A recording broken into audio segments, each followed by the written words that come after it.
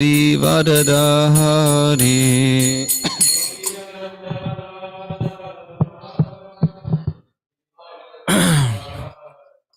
Gopi Jana Vallabha Giri Vadadahari.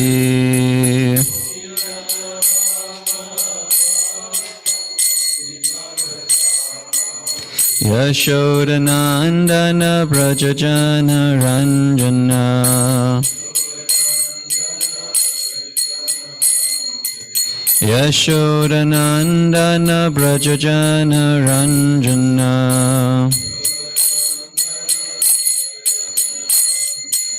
Yamuna Tira Vanachari.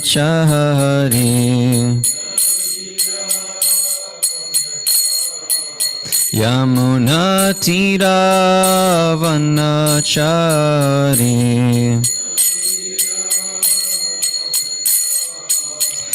Jaya Radha Madhava Kunja Bihari.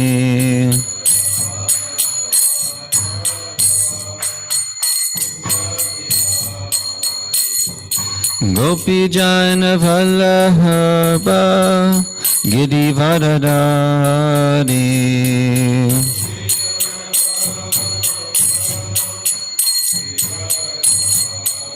Yashodanandana Brajajana Ranjana.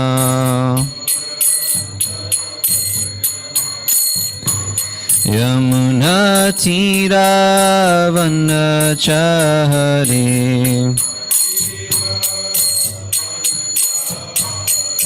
Jaya Radha Madhava Kunja Bihari.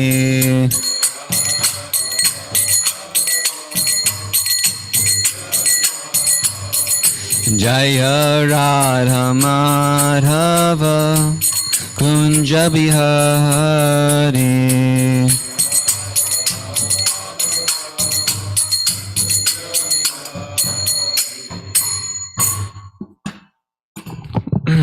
Shri Radha Madhava Ki Jai. Om Namo Bhagavate Vasudevaya. Om Namo Bhagavate Vasudevaya.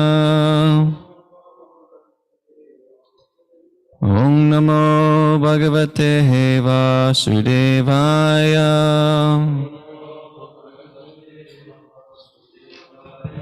Reading from Srimad Bhagavatam, chapter 18, Canto 1, text number 1, word for word. Sutta Uvacha Yaha Vai Droni Astra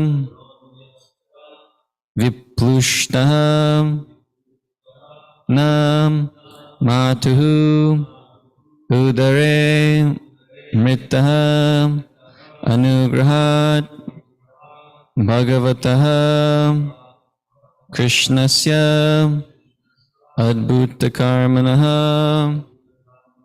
Sutta Uvacha Yovai Dronastra Sovai Dronastra Viplushto Namatur Udare Mritaha Anugrahad Bhagavata Krishnasya Bhutta Karmanaha. Sutta Uvacha Yovai Dronascha Viplushto Namatur Udare Mritaha Anugrahad Bhagavata Krishnasya Bhutta Karmanaha. Sutta Uvacha Yovai Dronascha Viplushto Namatur Udare Mritaha Anugrahad Bhagavata Anugrahad Bhagavata Syad bhuta karmanaha. Yasyad bhutakarmana. Suto vacha. Sutta uvacha. Yo vaidron yastra viplushto. Maturudare mutaha. Nugrahad bhagavata. Krishna syad bhutakarmana. Sutta uvacha yo vajronyastra viplushto na matur udare mritaha anugrahad bhagavata Bhagavata. Krishnasya adbhuta karmanaha. Sutu vacha Sutta uvacha. yo vaidronyastra viplushto Pushto. namatur udare mitaha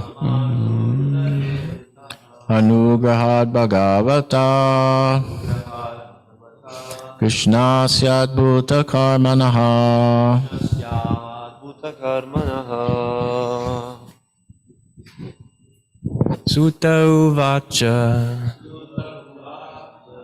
yo vajranayastra viplusto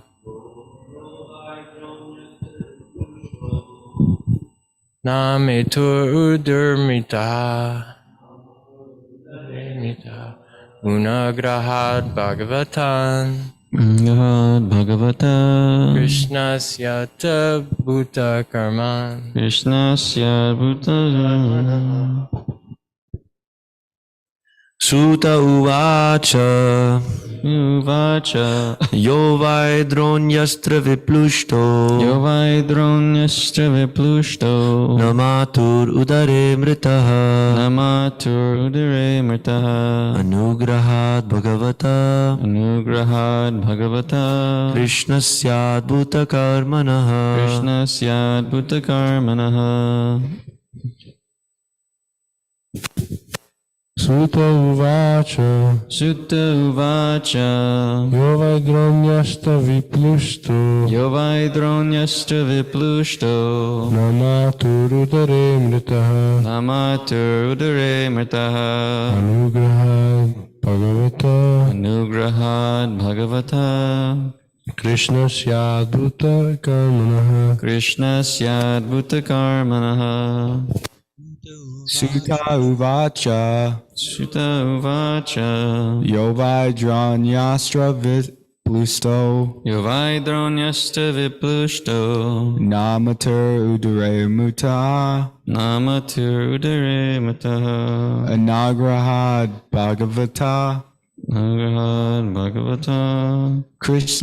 Krishna syadbhuta karmane. Krishna Syad Bhuta Karmanaha.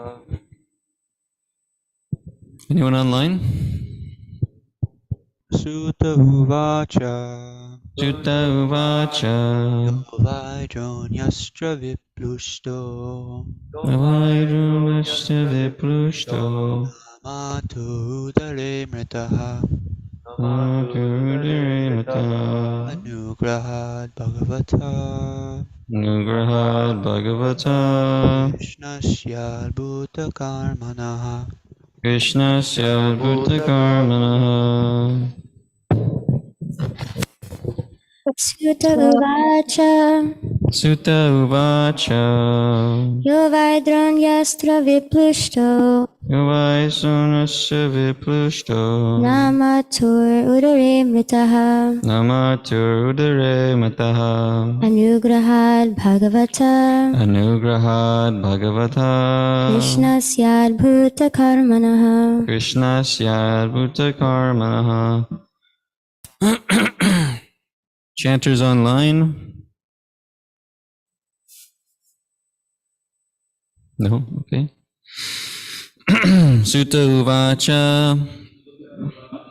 Sri Sutta Goswami said, Yaha one who, Vai, certainly, Dronyastra, by the weapon of the son of Drona, Viplushtaha, burned by, Na, never, Matuhu, of the mother, Udare, in the womb, Mritaha, met his death, Anugrahat, by the mercy, Bhagavataha, of the personality of Godhead, Krishnasya, Krishna, Adbhuta Karmanaha, who acts wonderfully. Translation. Sri Sutta Goswami said, due to the mercy of the personality of Godhead, Sri Krishna, who acts wonderfully, Maharaj Parikshit, though struck by the weapon of the son of Drona in his mother's womb, could not be burned. Purport. By his divine grace, A.C. Bhaktivedanta Swami Srila Prabhupada. The sages of Naimisharanya became struck with wonder after hearing about the wonderful administration of Maharaj Parikshit, especially in reference to his punishing the personality of Kali and making him completely unable to do any harm within the kingdom. Sutta Goswami was equally anxious to describe Maharaj Parikshit's wonderful birth and death, and in this verse is stated by Sutta Goswami to increase the interest of the sages of Naimisharanya. Om Jnanatimirandasya Jnana Jana Shalakaya Chakshurum Militam Yena Tasmai Shri Guruve Namaha. Sorry. Okay. Sutta Goswami said, due to the mercy of the personality of Godhead, Shri Krishna, who acts wonderfully, Maharaj Parikshit, though struck by the weapon of the son of Drona in his mother's womb, could not be burned. So here's highlighting a pastime which took place earlier in this canto. And the chapter is the son of Drona punished. I believe it's the 7th chapter of Canto 1. And therein explains this pastime of Krishna saving Maharaj Parikshit while he's in the womb of his mother, Uttara, who was a victim of Ashvatthama throwing a Brahmastra, second Brahmastra, to kill the last heir of the Pandavas, Pandava dynasty, who is this Maharaj Parikshit, in the womb of his mother, from his father, of Abhimanyu, who is the son of Arjuna and Subhadra. So this pastime is very interesting. But basically, we see the dichotomy here of Ashvatthama, who is a fallen Brahmana, because he was a Brahma Bandhu. He was not displaying the qualities of a Brahmana. And he killed the 5 sleeping sons of Draupadi, who was also Arjuna's son as well. He was in the mix. He killed the 5 sleeping sons of Draupadi, thinking them to be the 5 Pandavas, but still ended up killing them after he realized. And then he throws a Brahmastra after he is humiliated by Arjuna. So Brahminical qualities are, cleanliness, tolerance, simplicity, cleanliness, tolerance, religiousness, peacefulness, shama, tapa, sucham, austerity. So we could see that Ashvatthama was compromised in these qualities. Of course, he was acting as a kshatriya, so naturally he becomes compromised in these Brahminical qualities by displaying the qualities of a Kshatriya. Kshatriyas are prideful, powerful, resourceful. Brahmanas are very much detached. So they don't really go, it's goodness and passion. They don't really mix very well together. They're not so compatible with each other. So Ashwatthama, we see this compromised Brahmana who tries to kill Maharaj Parikshit, who we see is a pure devotee and a great Rajarshi or saintly king. And it's an interesting dynamic. And now Maharaj Parikshit is cursed by another Brahmana who is not displaying the qualities of a Brahmana too. Of course, he was young, I think 5 years older, so Shringi.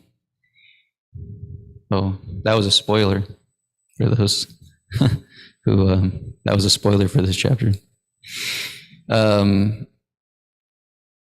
Sorry. But most of us know the story. Some of us may not. Anyway, we know by the title. He gets cursed by a Brahmana boy. Spoiler was the name. So the Brahmana boy became angry and unfairly cursed Maharaj Parikshit. And we'll hear about that later, but I'll just speak in summarizations. So unfairly he gets cursed by a Brahmana. So 2 times in his life he's tried to be, a Brahmana who was compromised has tried to kill him. And one of them succeeded. So, of course, that was the arrangement of the Lord. But, so that's an interesting dynamic in Maharaj Parikshit's life. Of course, they were both acts of mercy because even though Ashwatthama threw this Brahmastra to kill him, Krishna ended up saving him in the womb.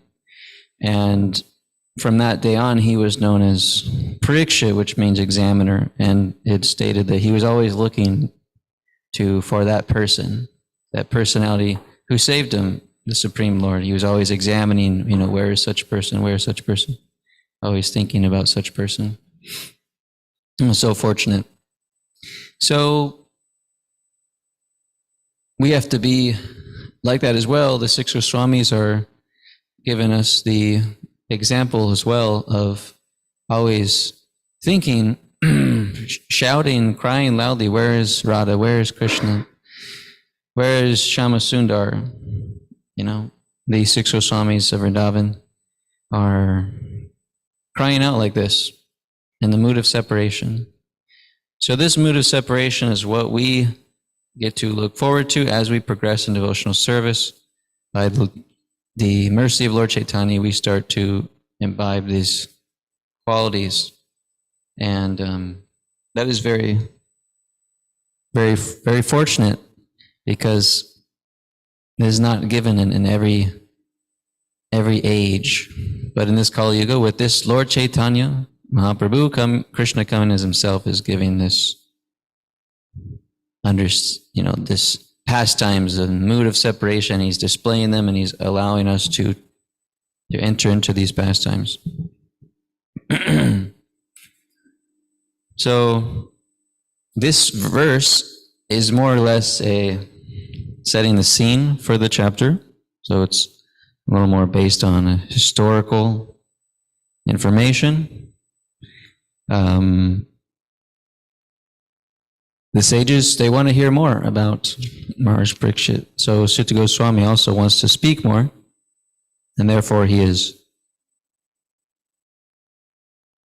says he's trying to increase the interest of the sages because he wants to describe Maharaj Parikshit's wonderful birth and death. So we had the disappearance of Srila Prabhupada yesterday, and we had the appearance some time ago, a few months ago. We celebrate these appearances and disappearances. So we celebrate the appearance because these special souls are coming into this world, and we know what their mission is. These pure devotees, we know their mission is Krishna's mission. Sarvadharma, no, sorry.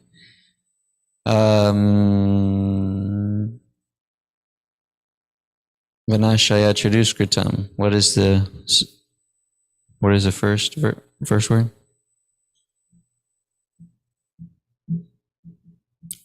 No, the one before that. Paritranaya sadhunam vinashaya chaduskatam. To protect the pious or the devotees and to annihilate the miscreants. So mostly his devotees come for paritranaya sadhunam, to protect the pious, to liberate the innocent people, to protect the devotees, and destroying the miscreants more so, especially in this age of Kali, by preaching Krishna consciousness, destroying this atheistic mentalities, which the innocent people are plagued by in this age of Kali Yuga. Like most of us grew up in the Western world here, and we were trained from birth that you are the center of enjoyment. You are meant to enjoy this world. Keep enjoying. Here's some more enjoyment for you. Yeah. Get some enjoyment this way. Get some enjoyment that way. And God was more or less completely out of the picture. But we were, at least we can assume that we were more or less innocent. We were just going along with the status quo, maybe thinking that something was wrong, but the social atmosphere is so influential that we just kind of went along with what everybody else was doing. I thought the goal of life was to perfect sex life. That's what I thought the goal of life was. And so I went for that, but I was unsatisfied at every step of the way. And this is more or less what every young male is trained to do. This is the highest goal of life. Enjoy like anything in this way. And I don't know what women's goals are. Highest goal, what they're trained to be like, because I'm not in a woman body. But that is at least what the male form is trained to do in this Western society. And we see that practically nobody is satisfied by such culture. There's an argument that's like really, really gets to me, because it makes so much sense, like that might seem like the highest goal, just enjoy sexual life like unrestrictedly, and you've achieved the perfection of life. You've achieved happiness. But we see that this sexual revolution has been going on since the 70s, and people are becoming more and more and more unhappy. So it's not that pleasure or that activity actually brings happiness. It actually brings more misery. So there's a right way to do it, Krishna says, according to religious principles. And that's what people should be educated on. And when we do that, when we do things according to Krishna's instructions, then our mind becomes peaceful. And because we're following our real dharma, especially in this human form of life, and we're not becoming bound to the sinful reactions that accrue when we don't follow the laws of nature and the laws of God.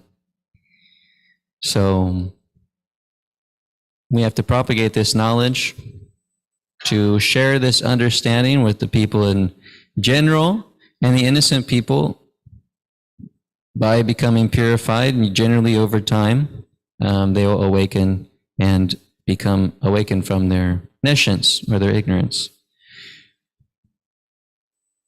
So they may be innocent, they may have innocence, but they also have ignorance. So the pure devotees come to this world to dispel the ignorance of the general mass of people. And general mass of people also, the other higher class of people as well. Everybody.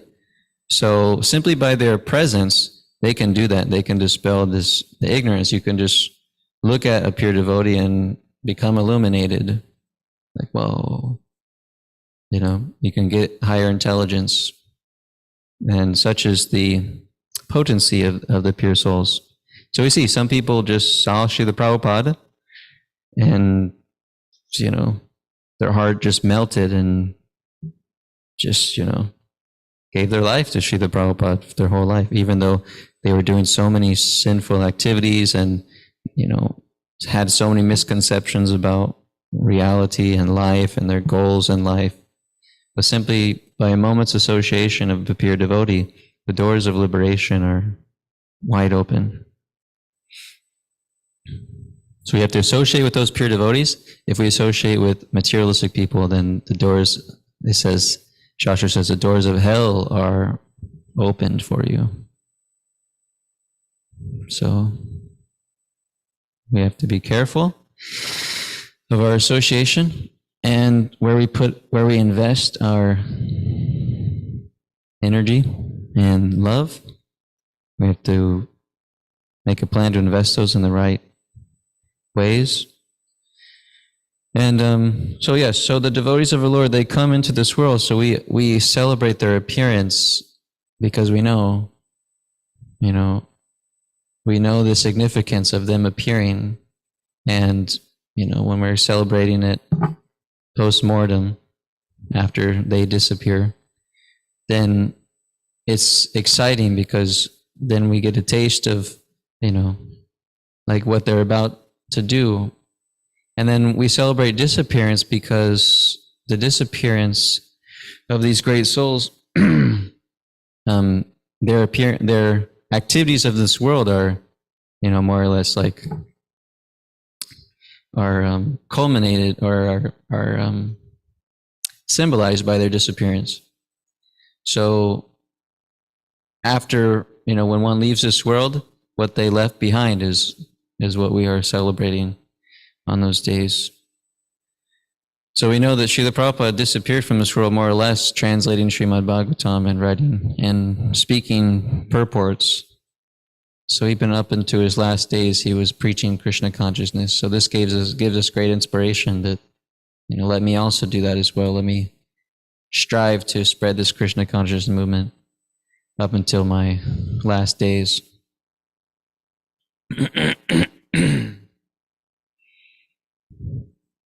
So the sages are eager. Well, Sutta Goswami is eager to speak about such a great soul, Maharaj Pariksha, his birth and disappearance. And the sages are also themselves very eager to hear as well. And this makes for great subject matter to come about when the speaker is enthusiastic and the audience is enthusiastic to hear, hearing and chanting, then the subject matter becomes very much relishable. Have you ever experienced that with somebody that you're talking to and, they're like really interested to hear what you have to say? And they're asking questions about what you're saying. Then you're willing to just keep sharing, and you might share more confidential things more and more and more. Whereas if you're speaking to somebody and they're just, not paying attention much to you, or they're not really, you could tell they don't really care what you're saying. Or if they're just waiting for you to stop talking so they can talk, like many of these Christians do, these strong Christians, Baptists, just waiting for you to stop talking so they can put in their point. And you can tell because like their response to what you're saying is completely irrelevant, or like not along the same train of thought. So it's actually important for us to learn how to hear and chant, because by hearing, then we get the knowledge. But if we just keep it inside, then and we don't chant it through whatever means, by speaking or writing, then the smaranam, or the remembrance of the realization, becomes less tangible. So we also have to hear, and we also have to chant. So for introverted people, we can write, we can, that's a good way to chant. You don't like speaking to people, you don't like talking so much, which is my case. Writing is good, or you can speak, you can record yourself, so you don't have to speak in front of people. If you're more comfortable with that, you can record yourself talking about certain points of the philosophy, or you can write it out like that. So there's ways in which you can get your chanting in and be able to get that smartam, that realization. And if you like talking a lot, but you're not so much into hearing, then you have to practice that. Yeah. Practice hearing more lectures or something, or hearing what people say and getting feedback from them. You're more extroverted. So there needs to be some balance of these. Because we're given the order. We're given the order by Lord Chaitanya. We're supposed to share this message with people. He even says, everyone you meet. So that's pretty interesting instruction. Every person you meet. Does that mean I talk to the flight attendant about Krishna? Does that mean I talk to the gas station clerk about Krishna?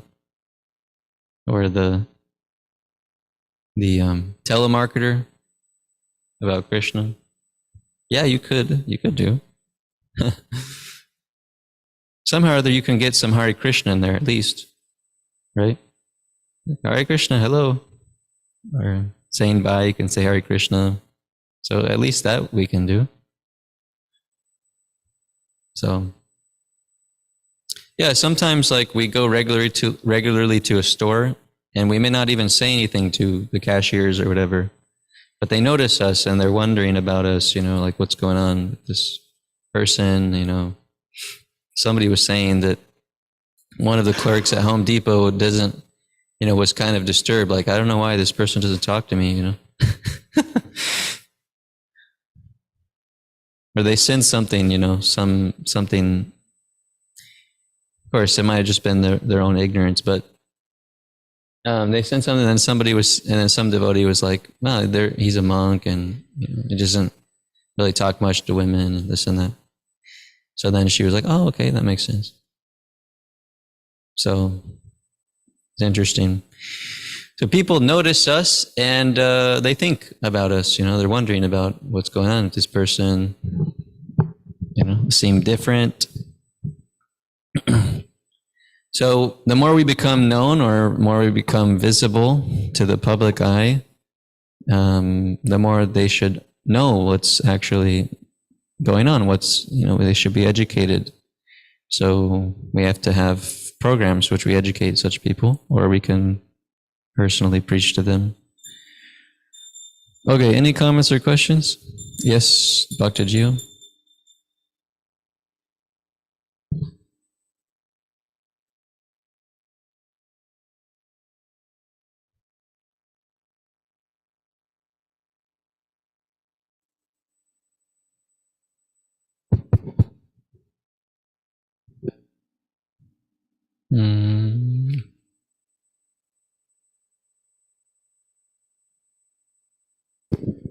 So I've been thinking about the last point that you just made about spreading Krishna consciousness through important people and things like that. And I was just wondering, like, what was Srila Prabhupada's plan? Because I feel like if we go to politicians and important businessmen, and we try to preach to them Krishna consciousness, and we say that this is like, especially government officials, if we say that you know, you have to implement this into schools. Like, obviously we're going to say something to like warm them up to it, but if the essence of what we're saying is you have to preach this in schools, like, is that, how do we go about that without,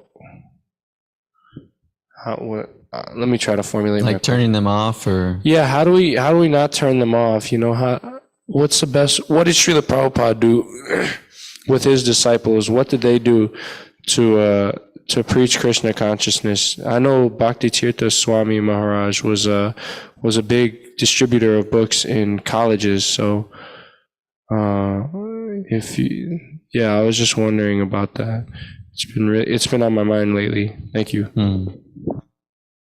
Well, there's many ways of looking at this, and many ways to share Krishna consciousness with various groups of people of different, social statuses, you could say. So if we take Srila Prabhupada's example, then we see that he did try to, whenever an opportunity came, he would try to meet with some philosopher, or some politician, or government official, or whatever, some person who's considered to have some high leadership position in society. So the devotees would arrange for him to speak to such people, and so he would speak to them, and you speak Krishna consciousness, be very cordial. He might give some instructions different times. So that's one way. But also most of his preaching was to the general mass of people, and particularly the hippies, the young people.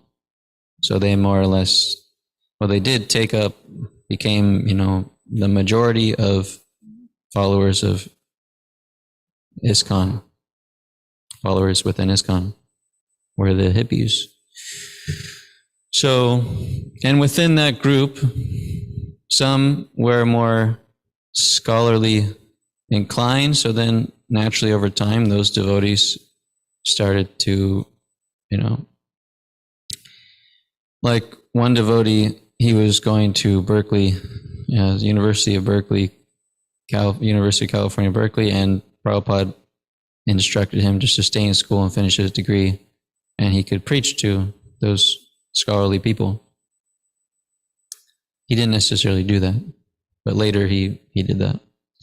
But so that's a way in which we help bring people to Krishna consciousness, and they may already have interest in these fields, or maybe already on a career path in these fields, and then they can take up that work of sharing Krishna consciousness in that field. And because they already have weight, they already have a career that's settled in those fields. So how to reach that person if you're not in that group of people, that's an interesting endeavor.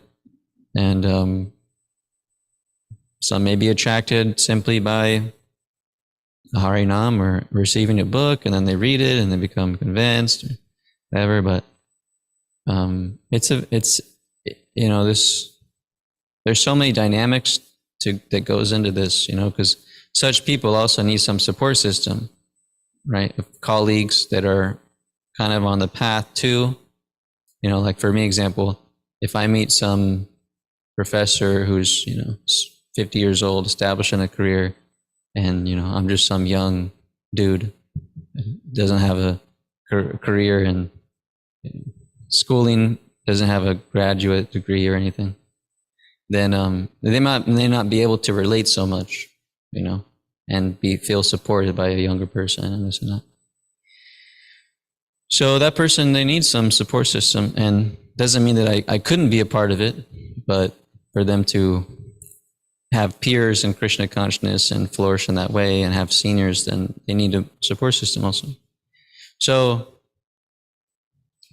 for us, we just have to just preach Krishna consciousness in the various ways, and Krishna will send certain people, and then we'll help them on their path, and hopefully we can empower them to also preach Krishna consciousness in their own career that they have, or their own realm of influence that they have. So, but we should be able to meet. We should be able to. My point is that we should have a voice in society. You know, like we should have a voice in Kansas City. Like we should be present. You know, people should know that there's representatives of the Krishna consciousness movement here, and they're present in, you know, certain circles. Like if you see the Christians, this nation was, you know, Christianity is spread like anything, and you grow up and you hear about Christianity, or you hear about Jesus.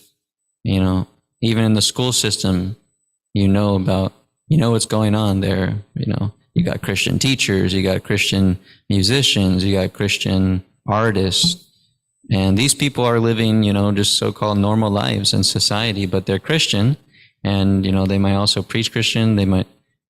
They might also they may be a teacher at a school, but then they host these after school meetings, you know, of like Bible study or something, or you know, they may have some organization within, you know, their workplace or something that has like Christian, you know, meetings or something. So it's all encompassing, you know. There should be devotees in every field, and these little organizations and groups and like that.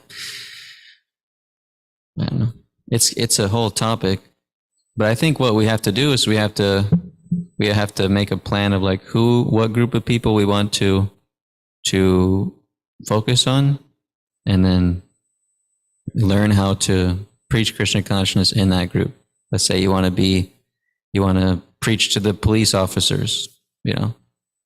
Now you gotta figure out how that group can be interested in Krishna consciousness, you know. You might give them Bhagavad Gita, talk about Kshatriyas, you know, like that, talk about the importance of Brahmanas, and bring them nice prasadam.